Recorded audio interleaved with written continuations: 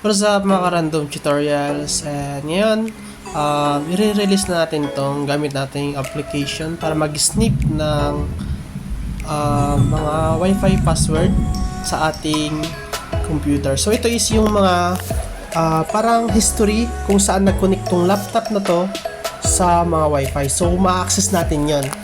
And then pwede natin gamitin to para i-connect yung mga device natin sa wifi na yan if ever man na hindi nyo alam yung password.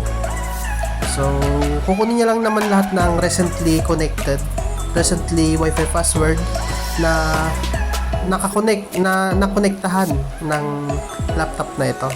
So ito, ilalagay natin yung password. Yung password nga pala guys is makikita nyo dito sa video, kaya panoorin nyo nang walang skip para mahanap nyo yung mismong password. So ito, pag ginas nyo yan, mapupunta kayo mismo sa tutorial. So after nyo ito mapanood, i-reopen nyo lang yung mismong ating device. So ito, na-fetch natin yung mga wifi at password. So ayan, kung makita nyo dyan, nandiyan yung pangalan. Then sa gilid is yung kanyang password. So ito, testing ko, i-disconnect ko yung aking wifi para mapatunayan kung tama nga ba yung na-fetch nyang password doon. So yeah, so dinisconnect ko na, finorgot password ko, then ilalagay natin yung kanyang password. So ayun, at your home 12345. So try natin pagko-connect kung tama nga ba yung na-save na password doon. Okay, yan. So same naman sila. Then next natin.